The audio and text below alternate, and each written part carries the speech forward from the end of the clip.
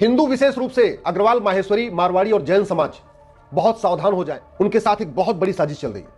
गाजियाबाद में एक घटना घटी है जिसमें एक ही घटना में लफ्ज जिहाद भी है, ड्रग जिहाद भी है, लैंड जिहाद भी है, धर्मांतरण जिहाद भी है और जनसंख्या जिहाद भी है। दिल्ली के चौहान बांगड़, जहां पहले 100% चौहान रहते थे, अब सारे चौहान कन्वर्ट हो चुके हैं, वहां का फराज गाजियाबाद के एक गर्ग परिवार की बेटी से दोस्ती करता है। और दोस्ती इसलिए करता है कि गर्ग साहब बड़े बिजनेसमैन थे, लगभग 100 करोड़ की उनकी प्रॉपर्टी थी और उनको बेटा नहीं था। उनकी 4 बेटियां थी तो उन्होंने 25-25 करोड़ की प्रॉपर्टी चारों बेटियों के नाम कर दिया। चौहान बांगड़ के फराज को यह बात पता चल गई थी कि यह लड़की बहुत पैसे वाली है, इसके नाम 20 से 25 करोड़ की प्रॉपर्टी है, इसलिए उसने प्यार किया, लब किया।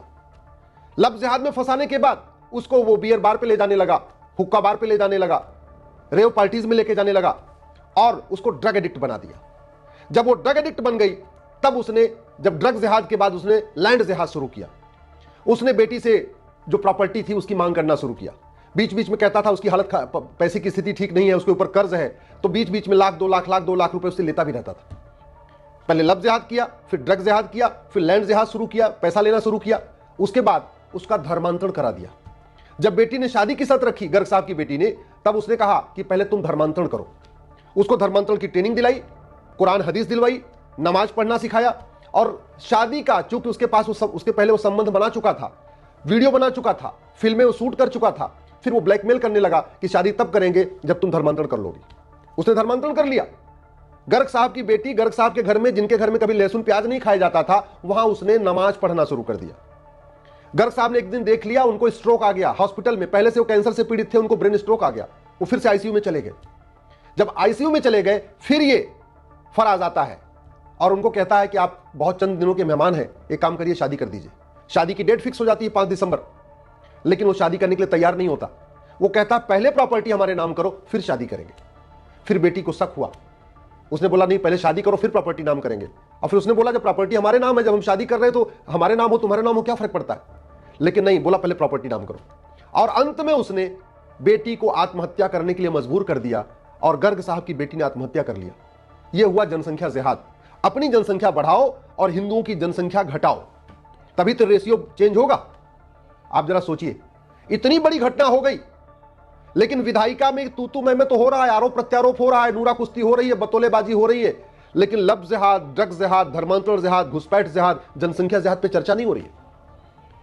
कार्यपालिका भी जो घटिया कानून है भी, उनको भी ठीक से उपयोग नहीं कर रही है।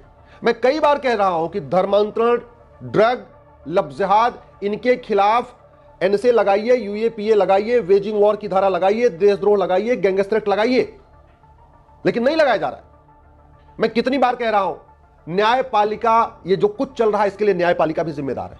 विधायिका इसलिए जिम्मेदार है कि इन मुद्दों के मूल कारण पे ध्यान नहीं दे रही, ना मूल कारण पे चर्चा कर रही, ना कानून बदल रही है। कार्यपालिका इसलिए जिम्मेदार है कि कार्यपालिका जो हमारे पास कानून है उसको भी ठीक से नहीं लगा रही है। न्यायपालिका को अलगाववादियों, माओवादियों, नक्सलियों, जिहादियों की ह्यूमन राइट की चिंता है। न्यायपालिका को ऐसे मामलों में कोई लेना देना नहीं है। उनको तो लगता है ये सब राइट टू लाइफ का मामला है, उनको तो लगता है धर्मांतरण भी फ्रीडम ऑफ रिलीजन का मामला है। और इसके लिए खबर पालिका भी जिम्मेदार है, जो सुबह से लेकर शाम तक ब्रेकिंग न्यूज तो ढूंढ रही है, सुबह से लेकर शाम तक टीआरपी के लिए लगी हुई है, लेकिन यह नहीं देख रही है कि भारत के 9 राज्यों में हिंदू क्यों खत्म हो गए, भारत के 800 जिलों में से 200 जिलों में हिंदू क्यों खत्म हो गए, भारत के 6000 तहसीलों में से 1500 तहसीलों में हिंदू क्यों खत्म हो गए, भारत के बॉर्डर पे जो 300 तहसीलें हैं वहां की डेमोग्राफी क्यों बदल गई। इसकी चिंता न विधायिका क्यों है, न विधायिका को है, न कार्यपालिका को है, न न्यायपालिका को है, न खबर पालिका को है। भारत की डेमोग्राफी लब जिहाद, लैंड जिहाद, धर्मांतरण जिहाद, घुसपैठ जिहाद, जनसंख्या जिहाद के कारण बदल रही है, लेकिन नेता, अभिनेता, लेखक, बुद्धिजीवी, पत्रकार, कलमकार इस तरीके से दल गुलाम हो चुके हैं कि इस पे खुल के बोल नहीं रहे। यूट्यूबर भी केवल और केवल अपनी आइडियोलॉजी के हिसाब से, अपनी पॉलिटिकल पार्टी की आइडियोलॉजी के हिसाब से चल रहे हैं, लेकिन सच्चाई को नहीं दिखा रहे। जानते हैं, फराज तो एमबीए था, इसका भाई कासिफ वकील है दिल्ली हाईकोर्ट का, उसने भी पूरी मदद किया इस पूरे जिहाद में। उसकी मां ने भी पूरी मदद किया इस पूरे जिहाद में, उसकी बहन ने भी पूरी मदद किया इस पूरे जिहाद में, 2 उसके और दोस्तों ने पूरी मदद किया इस पूरे जिहाद में। कितना बड़ा खतरा है हमारे सामने, अस्तित्व का खतरा है। इसके बावजूद न इसकी मूल कारण पे बात हो रही है, न स्थायी समाधान पे हो रही है। मूल कारण है वो सोच कि हमारी संख्या बढ़नी चाहिए, बाकियों की संख्या घटनी चाहिए, और उस सोच को हम खत्म नहीं कर रहे। वो जो पाक नापाक की सोच है, हराम हलाल की सोच है, उस पर चर्चा ही नहीं हो रही है। ऊपर से ये माइनॉरिटी और बने हैं।